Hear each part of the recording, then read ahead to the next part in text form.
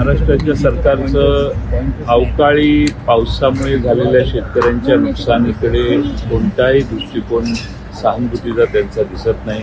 सातत्याने अवकाळी पाऊस वेगवेगळ्या भागात पडतोय आणि पंचनामेचे निर्देश देऊन त्याच्या बाबतीत पंचनामा करणं, त्यांना ताबडतोब मदत करणं अशी कोणतीही भूमिका राज्य सरकार दाखवत नाही।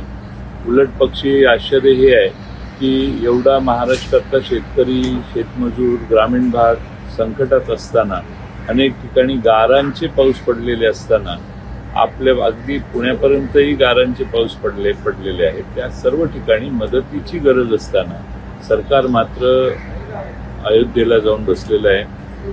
पहिल्यांदाच देवाच्या दर्शनासाठी सगळं अख्खं सरकार जातं, हा प्रकार पहिल्यांदाच दिसतोय आणि त्यामुळं महाराष्ट्राच्या शेतकरी, महाराष्ट्राच्या प्रश्नांची या सरकारचं देणं घेणं काही नाही आणि यांना काहीही देणं घेणं नसल्यामुळं हे महाराष्ट्राच्या बाहेर फिरण्याचं काम आणि त्याला प्रचंड प्रसिद्धी देण्याचं काम सध्या हे सरकार करत आहे। जेपीसीची मागणी करत असताना जेपीसीमध्ये संख्या सत्तारूढ पक्षाची जास्त असते आणि त्यामुळे त्याचा निष्कर्ष त्यांच्या हातात असतो आणि त्यामुळे सुप्रीम कोर्टाने एक कमिटी नेमलेली आहे ती जास्त चांगल्या प्रकारे याची चौकशी करेल। आज दृष्टिकोन मांडण्यात आलेला, वेगळा काही मांडलेला नाही। प्रमुख कार्यकर्त्यांना, पदाधिकाऱ्यांना तडीपारीच्या नोटीस दिल्या, तिथल्या सीपींना यांच्यावर अन्याय होतो याची माहिती देखील देण्यात आलेली होती।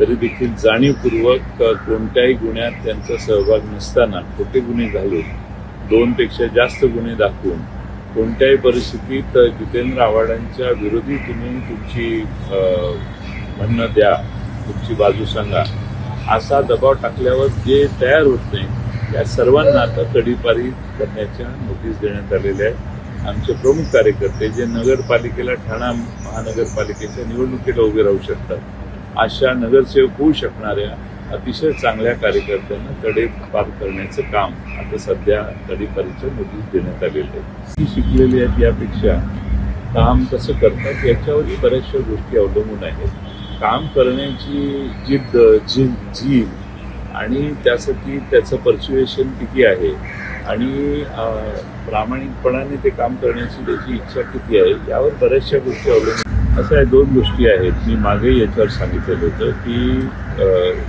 डिग्री आहे म्हणून ते पंतप्रधान झाले असं म्हणण्याचं कोणतं कारण नाही, पण त्यांनी डिग्री आहे असं सांगितल्यावर त्या डिग्रीची चिकित्सा पब्लिक डोमेनमध्ये आल्यावर ती होणारच आणि देशातले नागरिक ती वेगवेगळ्या आपापल्या मार्गाने ते करतायत। त्यामुळं त्यांचं पंतप्रधान पद हे डिग्री, हे एवढे शिकलेले आहेत म्हणून यांना पंतप्रधान करण्यासाठी लोकांनी मतं दिली असा कोणताही भाग नाही आहे।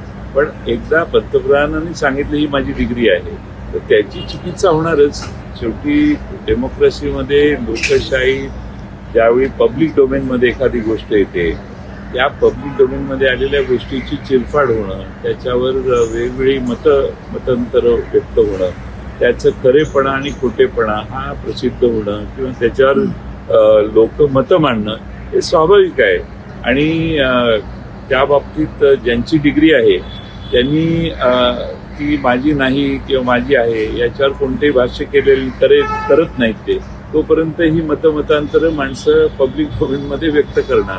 कोणतीही गोष्ट पब्लिक डोमेनमध्ये गेली तर कोणी आता थांबवू शकत नाही। शिकलेली आहेत यापेक्षा काम कसं करतात याच्यावरही बऱ्याचशा गोष्टी अवलंबून आहेत। काम करण्याची जिद्द, झील आणि त्यासाठी त्याचं पर्च्युएशन किती आहे आणि प्रामाणिकपणाने ते काम करण्याची त्याची इच्छा किती आहे यावर बऱ्याचशा गोष्टी अवलंबून नाही। कुठंच मला भाजप आणि राष्ट्रवादीची आघाडी आहे किंवा होते असं मला अद्यापपर्यंत कुठल्याही जिल्ह्यातून कळवण्यात आलेलं नाही किंवा सांगण्यात आलेलं नाही। पहिले प्राधान्य आमचं काँग्रेस आणि शिवसेनेबरोबर जाण्याचंच आहे, तशा महाराष्ट्रात सूचना आम्ही दिलेल्या आहेत। कि जेपीसी की मांग होगी, जेपीसी हो रही है तो कोई हमें इसमें कोई आपत्ति नहीं है। पवार साहब ने इतना ही कहा है कि जेपीसी में number of members ruling party के ज़्यादा रहते हैं और उसमें जो निष्कर्ष बाहर आने वाला है वो क्या आने वाला है वो मेजॉरिटी तय करती है। और इसीलिए जेपीसी के निष्कर्ष के ऊपर निर्भर करना आवश्यक नहीं है।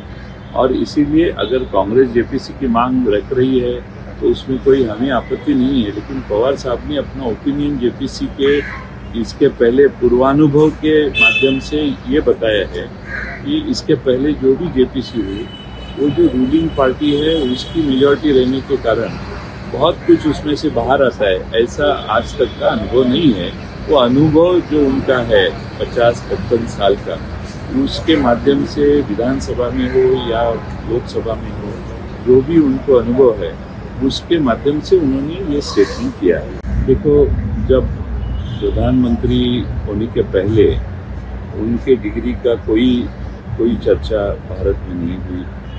ये बीए है इसलिए इनको प्रधानमंत्री किया जाता है, ऐसे भी इसकी कोई चर्चा इस देश में नहीं हुई। अब वो प्रधानमंत्री डिग्री है इसलिए नहीं हुई। अब होने के बाद उनकी डिग्री के बारे में जब इंफॉर्मेशन बाहर आई तो वो इंफॉर्मेशन पब्लिक डोमेन में आई।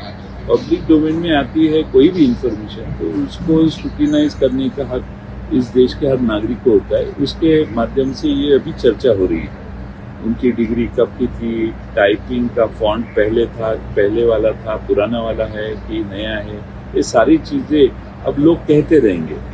अब मुझे ऐसा लगता है कि वो प्रधानमंत्री हुए तो उनकी डिग्री की वजह से नहीं हुए। इसीलिए उनका काम, उनकी जो भी काम करने का तरीका है उसके बारे में, यानी कोई भी इस देश में किसी की भी डिग्री पहले पूछी नहीं जाती वोट देने के पहले।